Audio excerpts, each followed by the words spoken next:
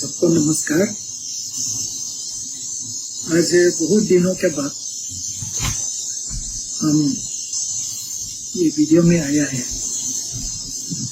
और इस वीडियो में आप सभी लोग उम्मीद करेंगे कि इतने दिनों से मेरे ऊपर में काफ़ी एलिगेशन लगाया है और निर्जली पुलिस स्टेशन में FIR भी लॉन्च किया है और ये सवाल सभी का है कि अगर तुम पिछले इतना दिनों से अपना विचार अपना बात को नहीं रखा है। हम एक सरकारी नौकर है, हम लोग का कुछ लिमिटेशन है और उस लिमिटेशन का अंदर में हमें काम करना होता है। दो चीज है जो हम क्यों सोशल मीडिया या मीडिया में नहीं आया।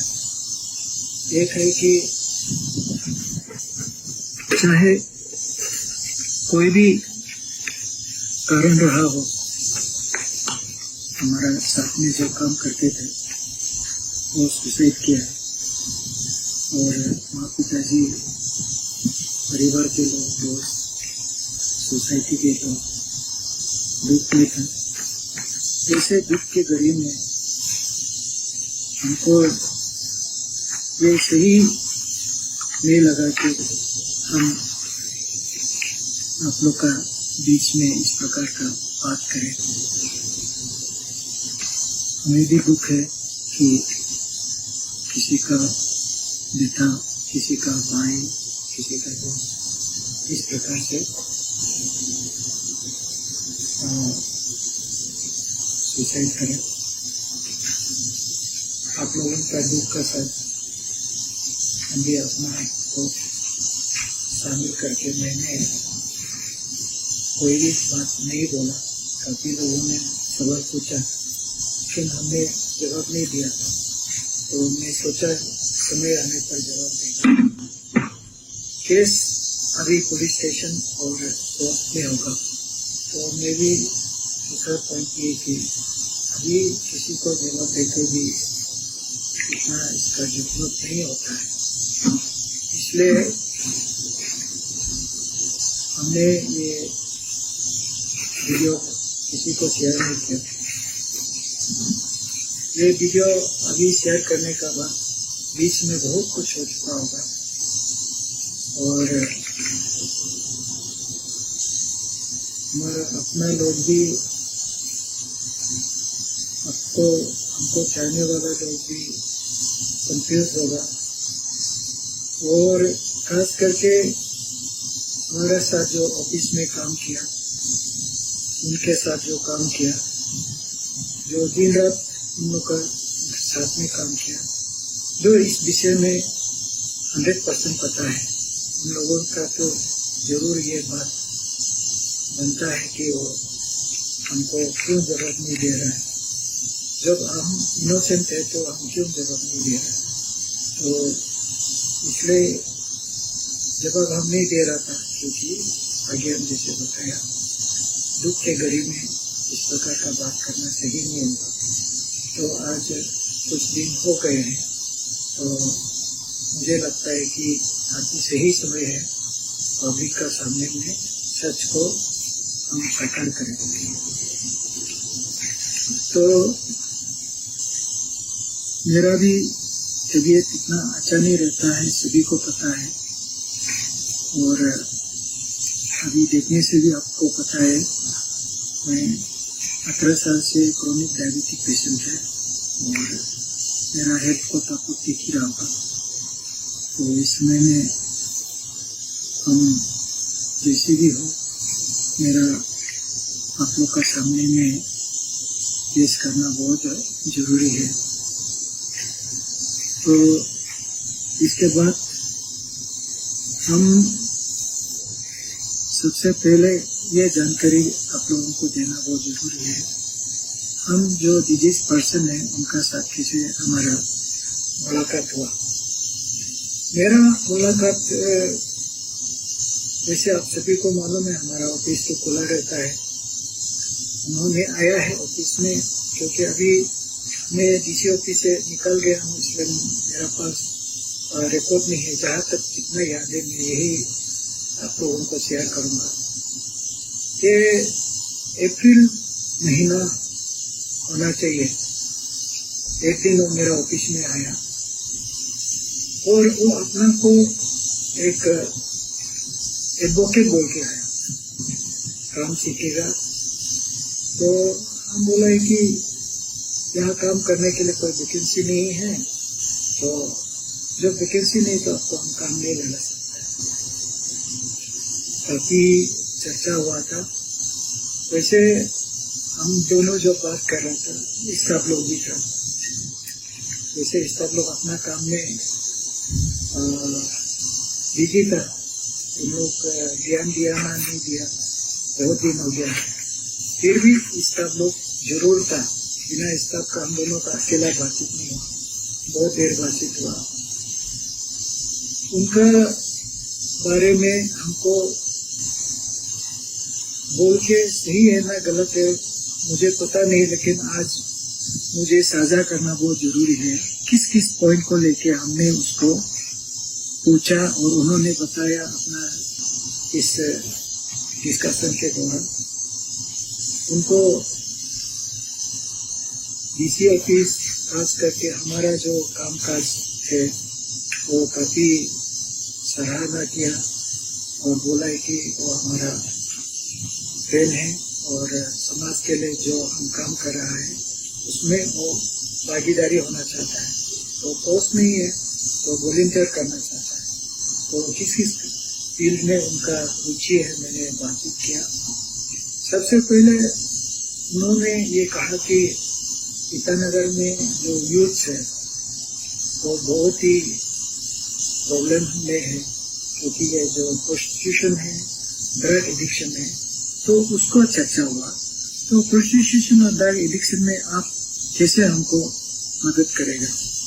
उन्होंने काफी लोकेशन का शेयर किया, जहाँ जहाँ में प्रोस्टिट्यूशन लोग रहता है, जहाँ जहाँ में ड्रग एडिक्ट लोग देखता है, दिन में रात में कहाँ बैठता है, और उनको पूरा जो इस सब्जेक्ट को लेके काफी उनका ये नॉलेज था।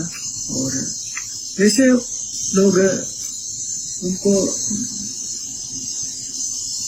पता नहीं है, उनका तो अभी उन लोगों का जो प्रेस ब्रीफिंग है उसमें भी तो बता रहे हैं 19-20 का एज है, तो 18 से सब एडल्ट ही हो जाता है।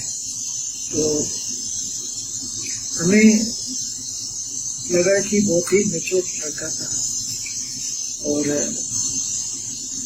जो उन्होंने ड्रग एडिक्शन प्रोस्टिट्यूशन को लेके जितना भी बात किया उसको लेके फिर दूसरा सब्जेक्ट है, जैसे कि उनका कहना है कि जो सड़क है जहाँ में ड्रेन ब्लॉकेज होता है, रास्ता ब्लॉक होता है इलीगल आर्ट कटिंग का वजह से, इसमें भी बहुत रुचि दिखाया।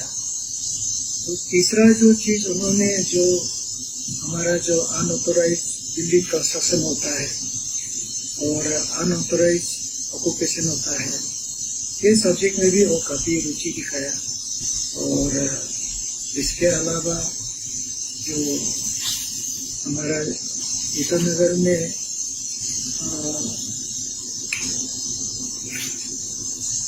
काफी जो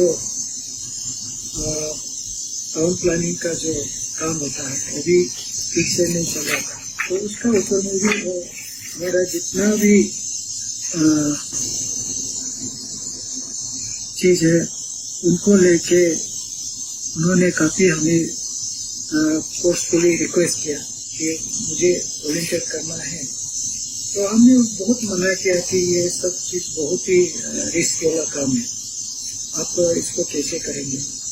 तो रिस्क का मतलब है कि जैसे हमारा जो डिस्ट्रिक्ट एडमिनिस्ट्रेशन में सरकार का कुछ सीक्रेट इन्फॉर्मर होता है, जो हमारा सीक्रेट फंड का जो खर्चा हम करते हैं, कहाँ में ड्रग पेडलर से ड्रग एडिक्ट होता है, तो उसका बाद उसको कबर को लेके जहाँ में गैम्बलिंग होता है, जहाँ में अनऑथोराइज्ड कंस्ट्रक्शन, इलीगल कंस्ट्रक्शन और हार्ट कटिंग होता है, तो सरकारी घर को डेमोलिशन होता है, ये सारा इंफॉर्मेशन को इमीडिएट शेयर करता है, जिसको हम लोग पेमेंट देता है।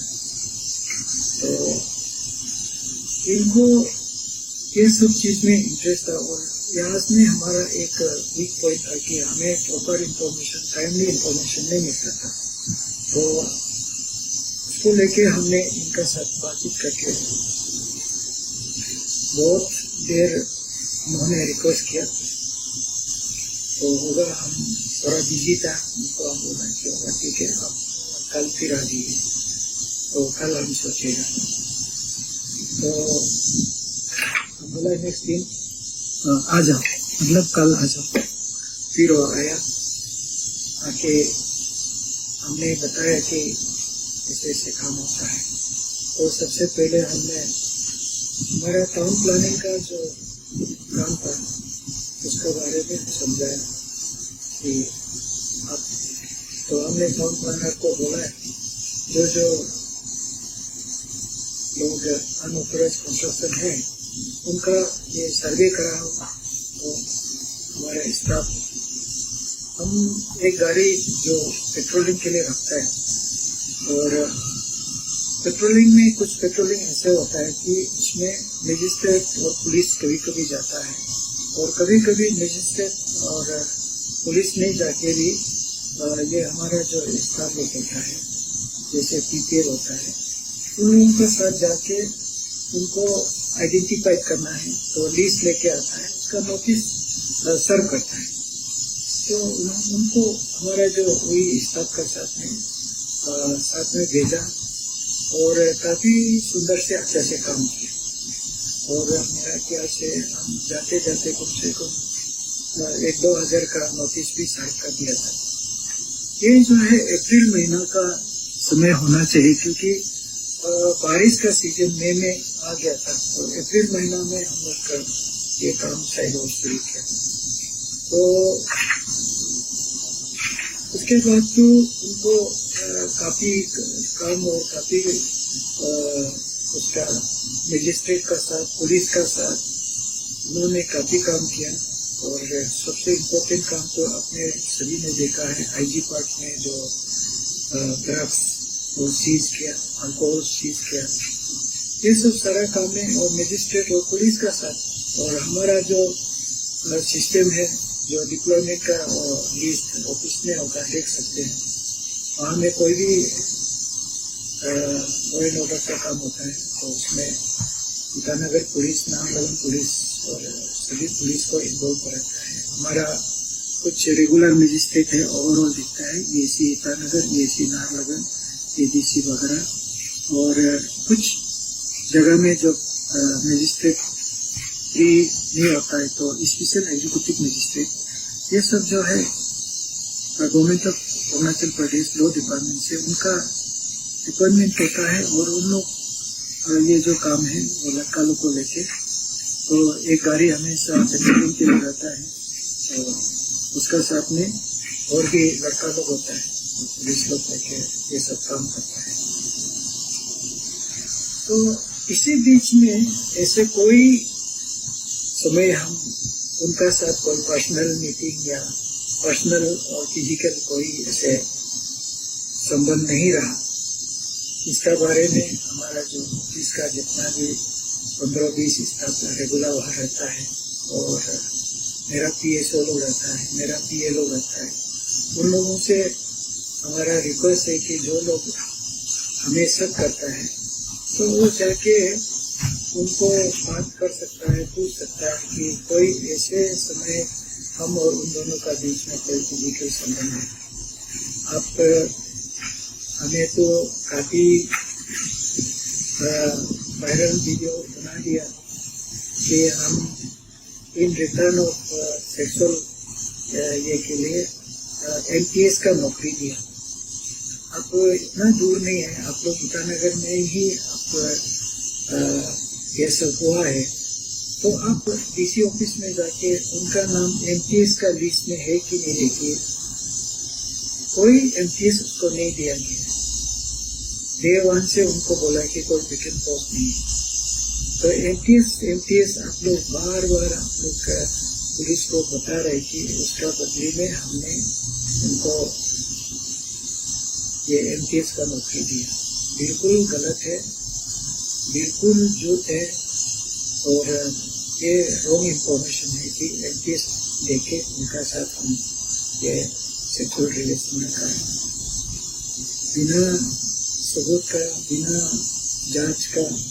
आप हमें इतना बदनाम कर रहा है, फिर भी हम क्या कर सकते हैं। आपका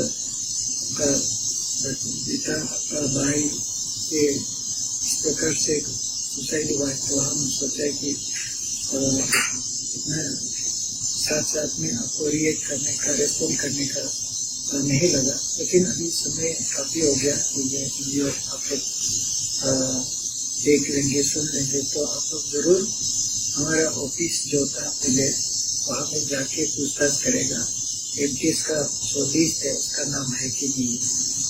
तो ये हो गया अप्रैल, और अप्रैल महीना का बाद मई महीना आता है। तो मई महीना में 16 तारीख में गवर्नमेंट ऑफ इंडिया हमारा ट्रांसफर दिल्ली कर देता है। तो हम 30 को हमारा रिलीज मिलता है। 30 को रिलीज करने के बाद तो 1 तारीख में मुझे जाना था, लेकिन टिकट नहीं मिला। 2 तारीख को हम चला गया दिल्ली। और आपको जान के हैरान होगा कि जो एलिगेशन मुझे लगाया गया ये 2 महीना का समय में कि हमने उसको थ्रेटनिंग किया, उनको कोहेसिव एक्शन हुआ है, ये जो हमने उसको सुसाइड के लिए एबेटमेंट किया है, 108 को लागू किया, तो ये सरासर कोई दूर दूर तक हमारा साथ में कोई कनेक्शन है ही नहीं। आप वीडियो देखिए, उनका पेज में देखिए, हमारे इधर देखिए। मेरे को सीओ करने के लिए बहुत लोग आया था, उनमें से वो भी एक हमको सीओ करने के लिए आया। तो मेरा tenure as a DC Itanagar in this 2 months जब वो आया है, उस 2 महीना के समय में हम लोग का ऐसे कोई ऐसे उनको सुसाइड करने का, एबेटमेंट करने का सेक्शन को यहाँ जो लागू हुआ मेरा ऊपर में कोई कनेक्शन है ही नहीं। तो अगर हम उसको उकसाया गया, तो एबेटमेंट किया गया है, तो वो तो सुसाइड करने वाला आदमी मेरे को कहाँ से वो सीओ करने आएंगे। इच्छा से सीओ किया, तो मैं दिल्ली गया। दिल्ली में 2 तारीख को आके ज्वाइन करके वहां में ड्यूटी कर रहा था। अचानक से एक दिन मेरा ऑफिस में एक चिट्ठी आया, खुल के देखा है तो वो ईटानगर पुलिस स्टेशन से मेरा सम्मान था। तो जो सम्मान लेटर को मिलने का साथ साथ मैंने ओसी से बात किया, आयोग को बात किया, तो तब मुझे पता चला कि उनका ऊपर में संगीन धारा लगाया गया है और बताया गया कि वो टेक मजिस्ट्रेट बन के एक्सटॉर्शन किया गया है और काफी लोगों को कुछ तकलीफ दिया है, जिसका कारण से उनको अरेस्ट हुआ है। और मुझे कुछ क्वारीज दिया गया था, जो 12 to 20 ये क्वारीज था। मैंने उसको अपना स्टेटमेंट को साइन करके उन लोगों को दे दिया। तो उसके बाद इनका फोन कॉल आता है कि मुझे तो ऐसे बोला था कि पुलिस बोला है कि उनको मैं बोल देने से वो छोड़ देगा। तो हमने जब बातचीत किया ये क्या क्या जुर्म किया है, तो उन लोगों का जो जुर्म जो है एक्सटॉर्शन का बोला है, तो बहुत बड़ा संगीन अपराध है, कैसे एक्सटॉर्शन का किया है। और टेक मजिस्ट्रेट तो गाड़ी भी, तो हम जब था उनको तो नीचे में जो गाड़ी था एक गाड़ी पेट्रोलिंग के लिए गाड़ी दिया पुलिस का साथ जाने के लिए, क्योंकि गाड़ी सुविधा नहीं होने से कहाँ से ड्यूटी करेंगे। तो वो अकेला नहीं है, उनका साथ काफी लोग हैं काम करने वाला, पुलिस भी है, ड्राइवर जो है सरकारी ड्राइवर सरकारी गाड़ी देके ड्यूटी कराया था। तो मुझे पता नहीं कि वो एक मजिस्ट्रेट कैसे बन गया, उसको तो मजिस्ट्रेट का पावर दिया नहीं गया। तो मेरे को पुलिस ने भी इंक्वायरी में यही पूछा गया कि whether I have the power and authority to appoint magistrate. हमने बोला no, I don't have the power to appoint magistrate, it is the state government to appoint special magistrate और मजिस्ट्रेट। तो हमने उनको मजिस्ट्रेट अपॉइंट किया क्या, ये सवाल ही नहीं है। अभी आप लोग जो एमटीएस का बात कर रहा है, तो एमटीएस ही नहीं हुआ अपॉइंटमेंट, तो कहाँ से वो ऑफिसर होगा और मजिस्ट्रेट होगा। तो इस प्रकार से हमने पुलिस को अपना स्टेटमेंट को दिया, और इसके बाद वो काफी हमें बहुत कॉल किया, समझाने से भी वो मानने को तैयार नहीं। मैं तो अभी दिल्ली में आ गया, वहाँ में डीसी होता तो शायद अनऑफिशियली भी कुछ मदद कर सकता था, लेकिन अभी दिल्ली में है, हम आपको मदद करने का जगह नहीं दिखाई देता है, इसलिए हम नहीं कर पाएगा। तो इतना बार बार डिस्टर्ब करने पर हमने उनका टेलीफोन को ब्लॉक कर दिया, अलग अलग नंबर से क्या ब्लॉक कर दिया। फिर लास्ट में इन लोगों ने क्या किया, मेरा मिसेस को डिस्टर्ब करना शुरू कर दिया। तो मेरा मिसेस बार बार जब भी उन लोग बात करता है, उसका एक दीदी है क्या, तो वो दोनों मिलके कभी व्हाट्सएप करता है, कभी बात करता है। तो बार बार हमने अपना मिसेस को यही जवाब देता है कि अभी इम्पॉसिबल है, हम पोजीशन में नहीं है उसको मदद करने के लिए अभी। और वैसे हमने नया ज्वाइन किया दिल्ली में, तो वहाँ पे भी बहुत नया प्लेस है, नया जॉब है, हमारा भी बहुत काम, घर का काम, ऑफिस का काम में परेशान था। तो वहाँ में भी ऐसे बिजी हो गया। तो मिसेस बार बार उनका बात को मुझे शेयर कर रहा है